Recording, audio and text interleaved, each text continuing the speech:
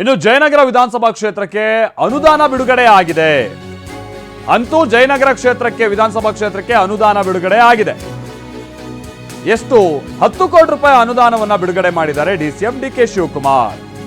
BBMP ಮುಖ್ಯ ಆಯುಕ್ತರಿಗೆ DCM DK Shivakumar ಆದೇಶವನ್ನ ಕೊಟ್ಟಿದ್ದಾರೆ. ವಿಚಾರ ಏನಾಗಿತ್ತು ಅಂತ ಅಂದ್ರೆ, ಈ ಹಿಂದೆ ಬೆಂಗಳೂರಿನ 28 ಕ್ಷೇತ್ರಗಳ ಪೈಕಿ 27 ಕ್ಷೇತ್ರಗಳಿಗೆ ಅನುದಾನ ಬಿಡುಗಡೆ ಆಗಿತ್ತು. ಜಯನಗರ ಒಂದು ಕ್ಷೇತ್ರಕ್ಕೆ ಅನುದಾನವನ್ನ ತಡೆ ಹಿಡಿದಿತ್ತು ಸರ್ಕಾರ.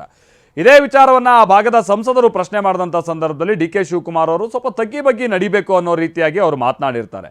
ಹಾಗಾಗಿ ಇದು ವಿಚಾರ ರಾಜ್ಯದಲ್ಲೂ ಬಹಳ ಚರ್ಚೆಗೆ ಕಾರಣ ಆಗಿತ್ತು. ಏನು ನಮ್ಗೆ ಅನುದಾನ ಬೇಕು ಅಂತಂದ್ರೆ ಡಿಸಿಎಂ ಅವ್ರ ಮುಂದೆ ತಗ್ಗಿ ಬಗ್ಗಿ ನಡಿಬೇಕಾ ಅಂತ ಬಿಜೆಪಿಯವರು ಪ್ರಶ್ನೆ ಮಾಡ್ತಾ ಇದ್ರು. ಮೊನ್ನೆ ಅಷ್ಟೇ ಸಿ ಕೆ ರಾಮಮೂರ್ತಿ ಅವರು ಆಯ್ತಪ್ಪ ನಾನು ತಗ್ಗಿ ಬಗ್ಗಿ ನಡೀತೀನಿ, ಕೊಟ್ಬಿಡಿ ನಮ್ಗೆ ಅನುದಾನ ಏನಿದೆ ಅನ್ನುವಂಥ ರೀತಿಯಾಗಿಯೂ ಕೂಡ ಅವ್ರು ಮಾತನಾಡಿದ್ರು. ಈಗ ಅನುದಾನ ಬಿಡುಗಡೆ ಆಗಿದೆ, 10 ಕೋಟಿ ಅನ್ನುವಂಥದ್ದು ಗೊತ್ತಾಗ್ತಾ ಇದೆ. ಕಿರಣ್ ನಮ್ಮ ಪ್ರತಿನಿಧಿ ಇದಕ್ಕೆ ಸಂಬಂಧಪಟ್ಟ ಮತ್ತಷ್ಟು ಡೀಟೇಲ್ಸ್ ಅನ್ನ ಕೊಡ್ತಾರೆ. ಕಿರಣ್, ಏನು ಅಪ್ಡೇಟ್ಸ್ ಗೊತ್ತಾಗ್ತಾ ಇದೆ? ಅಲ್ಲಿಗೆ ಒಂದು ಹಂತದ ಜಗ್ಗಾಟಕ್ಕೆ ಈಗ ತೆರೆ ಬಿದ್ದಂತಾನೆ, ಅಥವಾ ಅನುದಾನದ ಅಮೌಂಟ್ ಕಮ್ಮಿ ಆಯಿತು ಅನ್ನುವಂಥದ್ದು ವಿಚಾರನೋ, ಅಥವಾ ಈ ಥರದ ಸಂಗತಿಗಳು ಮುಂದೆ ಏನಾದ್ರು ಪ್ರಸ್ತಾಪಕ್ಕೆ ಬರುತ್ತಾ? ಏನಾಗಿರೋದು ಕಿರಣ್? ಮಲ್ತೇಶ್, ಸುಮಾರು 1 ತಿಂಗಳ ರಾಜಕೀಯ ಸಂಘರ್ಷಕ್ಕೆ ಇವತ್ತು ತೆರೆಬಿದ್ದಂತಹ ರೀತಿಯಲ್ಲಿ ಇವತ್ತಿನ ಒಂದು ಅನುದಾನ ಬಿಡುಗಡೆಗೆ ಡಿಸಿಎಂ ಡಿಕೆ ಶಿವಕುಮಾರ್ ಆದೇಶವನ್ನು ಹೊರಡಿಸಿದ್ದಾರೆ.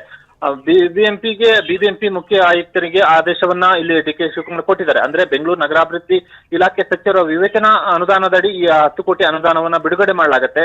ಕಳೆದ ಬಾರಿ 27 ವಿಧಾನಸಭಾ ಕ್ಷೇತ್ರಗಳಿಗೆ ಅನುದಾನ ಬಿಡುಗಡೆ ಮಾಡಿದಂತ ಸಂದರ್ಭದಲ್ಲಿ ಜಯನಗರ ಕ್ಷೇತ್ರಕ್ಕೆ ಅನುದಾನವನ್ನು ತಡೆ ಹಿಡಿಯಲಾಗಿತ್ತು. ಇದನ್ನ ಶಾಸಕ ಸಿ ಕೆ ರಾಮಮೂರ್ತಿ ಪ್ರಶ್ನೆಯನ್ನ ಮಾಡಿದ್ರು.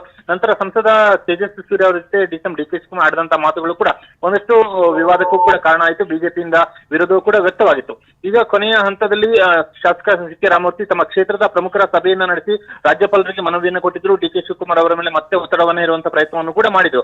ಇಲ್ಲಿ ವಿಪಕ್ಷ ನಾಯಕರುಗಳು ಅಂದ್ರೆ ವಿಧಾನ ಪರಿಷತ್ ಮತ್ತು ವಿಧಾನಸಭೆಯಿಂದಲೂ ಕೂಡ ಡಿಸಿಎಂ ಅವರಿಗೆ ಪತ್ರವನ್ನು ಕೂಡ ಬರೆದಿದ್ರು. ಹೀಗಾಗಿ ಈಗ ಕೊನೆಯ ಹಂತಕ್ಕೆ ಈಗ ಅನುದಾನವನ್ನು ಬಿಡುಗಡೆ ಮಾಡಿ ಇದ್ದಂತ ವಿವಾದಕ್ಕೆ ಒಂದು ರೀತಿಯಲ್ಲಿ ತೆರೆ ಹಾಡಿದಂತಾಗಿದೆ. ಮಲ್ಕೇಶ್, ಥ್ಯಾಂಕ್ ಯು ಕಿರಣ್.